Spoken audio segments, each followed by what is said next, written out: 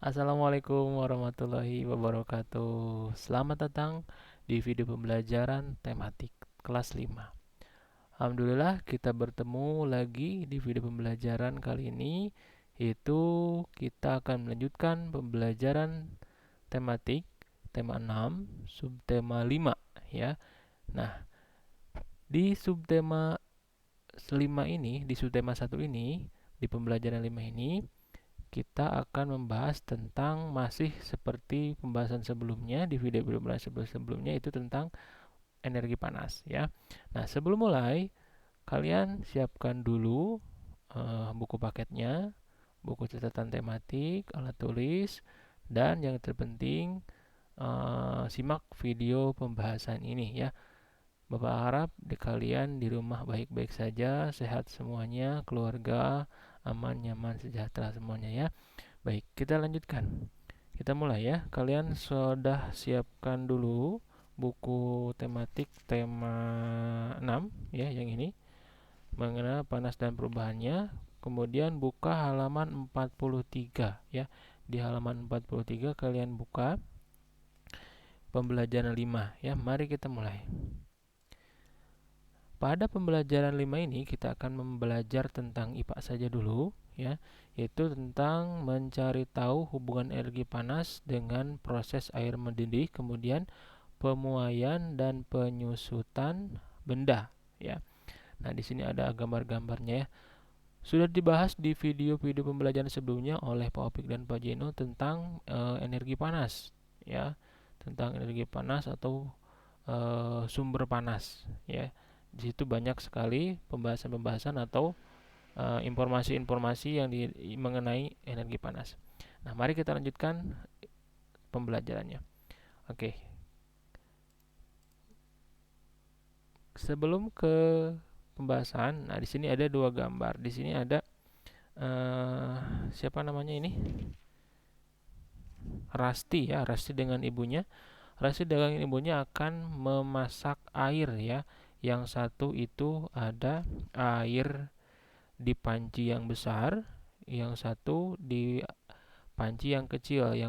Panci besar itu digunakan untuk memasak ya. Kemudian yang satu lagi yang kecil itu dia akan membuat teh ya. Nah, kemudian setelah berselang lama kemudian airnya dipanaskan. Nah, ternyata dari berjalannya waktu, air itu yang lebih cepat panas itu adalah panci yang kecil ya, dan panci yang besar itu panasnya masih sedikit ya. Nah, kira-kira ini seperti apa kejadiannya ya? Mari kita jawab pertanyaan-pertanyaan mengenai hal itu ya. Oke, di sini ada beberapa pertanyaan. Kita lihat dulu yang pertama ya.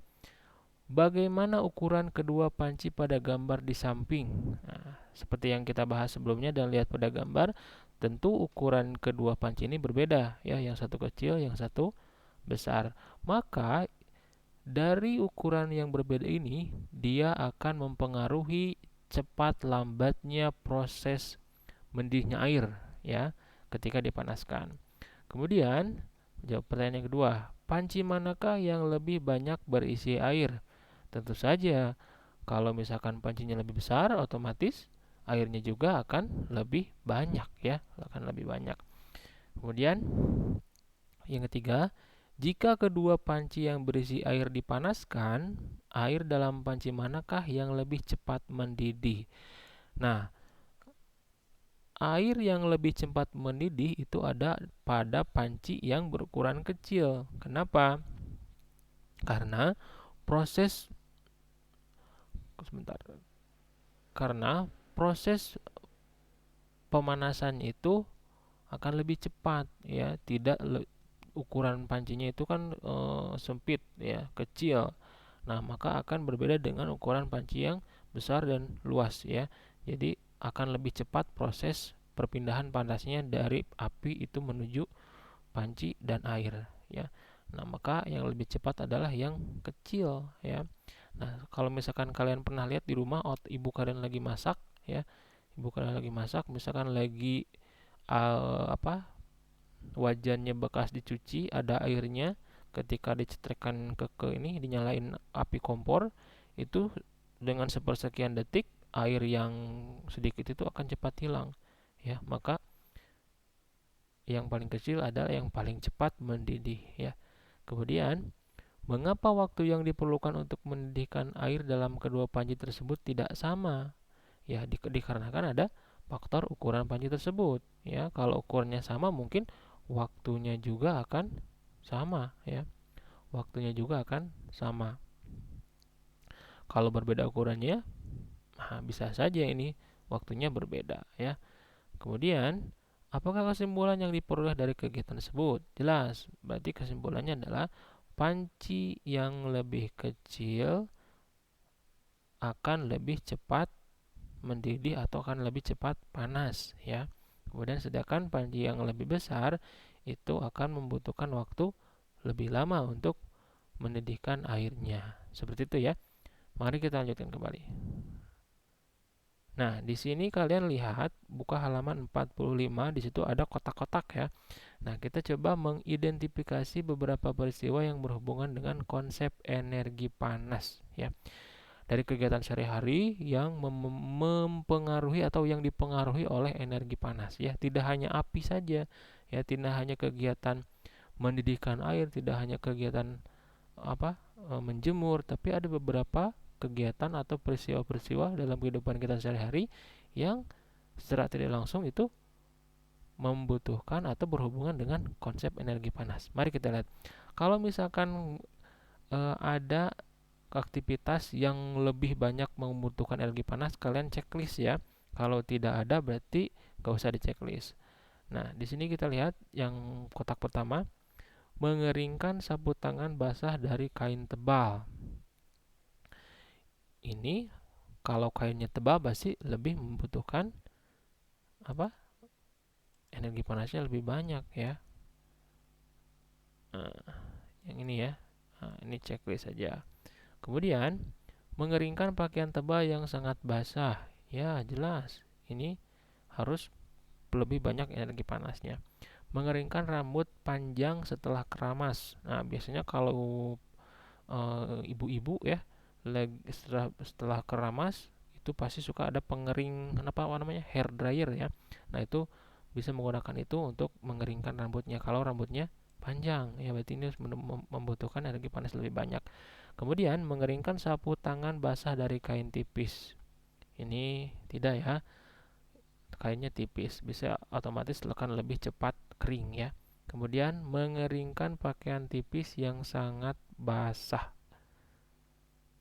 Tidak juga, ya, kalau misalkan tipis mungkin itu bisa lebih cepat kering, ya. Kemudian mengeringkan rambut pendek setelah keramas. Nah, kalau ini tidak begitu membutuhkan energi panas, pakai handuk juga diusap-usap bisa, ya, langsung kering, ya. Kemudian mendidihkan air dalam panci besar. Jelas ini membutuhkan energi panas. Kemudian mendidihkan air dalam panci besar. Panci kecil, ya, di sini harusnya panci kecil. Panci kecil. Oh, yang ini, yang ini. Nah, ini tidak usah, ya, tidak usah energinya, jangan terlalu banyak, ya. Kemudian memasak sayur dalam wadah kecil. Ini memasak sayur dalam wadah besar. Nah, ini membutuhkan energi panas lebih banyak. Nah, sebenarnya banyak sekali aktivitas lain yang berhubungan erat dengan konsep energi panas. Nah, boleh kalian explore di rumah kalian masing-masing, ya. Contohnya apa? Kalian boleh lihat. Kemudian selanjutnya, nah, di sini pemuaian dan penyusutan. Untuk lebih lengkapnya, kalian boleh lihat, baca dan pahami teks bacaan di halaman 47 dan 48, ya. Kalian lihat saja. Nah, pemuaian dan penyusutan itu adalah proses yang dipengaruhi oleh energi panas sehingga mengakibatkan perubahan bentuk, ya, perubahan bentuk dari benda-benda, ya. Apakah itu benda benda keras atau benda kain atau apa mungkin, ya. Nah, di sini perubahan atau pemuaian atau penyusutan itu dipengaruhi oleh suhu ya, perubahan suhu. Kalau suhunya panas, otomatis terjadi pemuaian. Kalau suhunya berubah menjadi dingin, itu terjadi penyusutan ya. Nah, maka kita lihat pada kondisi-kondisi ini ya. Nah, lihat di kondisi-kondisi ini. Pemuaian kaca jendela. Nah, kaca jendela ini kalau misalkan terkena panas lebih lama, lebih banyak energi panas yang terkena pada kaca, itu akan mengalami pemuaian ya, secara tidak langsung atau kelihatannya kecil gitu ya. Tapi ini terjadi pemuaian pada kaca. Kemudian pemuaian ban kendaraan itu kalau misalkan ban motor ya, ban motor, ban mobil itu kalau misalkan kalian pompanya terlalu keras kemudian dipakai, maka ban itu akan meletus ya, karena perputaran ban itu terjadi gesekan panas ya, maka dari itu meletuslah kalau misalkan dipompanya terlalu keras. Kemudian ada lagi pemuaian kabel listrik ya. Nah, kenapa sering kita lihat itu tower-tower tiang-tiang listrik itu kabelnya itu tidak lurus gitu ya, tapi bengkok. Itu difungsikan untuk menanggulangi proses pemuaian dan penyusutan ya. Jadi kalau pada malam hari dia mengalami penyusutan, kalau pada siang hari dia mengalami pemuaian. Kalau pada kabel listrik itu ya, kabel tiang listrik yang besar itu ya.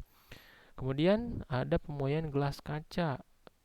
Nah, pernah lihat nggak kalau misalkan ada gelas kaca dituangi air panas yang sangat panas, maka gelas kaca itu akan pecah ya. Nah, itu adalah pemuaian seperti itu ya. Kemudian selanjutnya ada pemuaian rel kereta api. Nah, rel kereta api juga itu mengalami pemuaian. Maka kenapa kalau misalkan kalau ada yang pernah naik kereta itu ada suka jeg jeg jeg jeg jeg jeg. Nah, itu adalah eh, pro, sambungan besi ya, dijauhkan, karena kalau misalkan didekatkan nanti si besinya itu akan memuai seperti ini ya.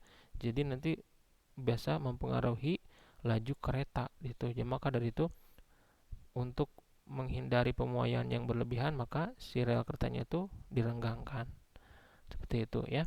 Kemudian ada pemuaian pada termometer. Nah, jelas kalau termometer yang dibuat lama ya, yang keluaran zaman dulu itu termometernya menggunakan proses pemuaian ya. Suhunya naik, maka si cairannya itu akan naik juga. Itu pada termometer ya.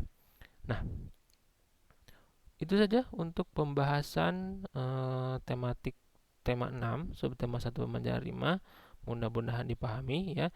Untuk tugas tidak ada tugas ya, tidak ada tugas. Kalian hanya menyimak video ini saja, kemudian isi checklist tadi di halaman 45 ya. Di halaman 45 silakan checklist saja. Kemudian untuk lebih lengkapnya kalian baca lagi di halaman 47 dan 48 ya. Itu saja. Semoga dipahami ya, semoga dipahami dan bentar.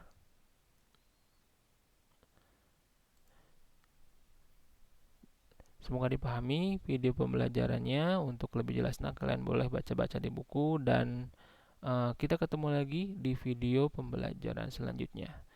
Tetap jaga kesehatan di rumah, jangan lupa cuci tangan, jaga imun, jangan lupa makan, sehat selamanya, sehat selalu ya. Sehat selalu. Terima kasih. Wassalamualaikum warahmatullahi wabarakatuh. Dadah.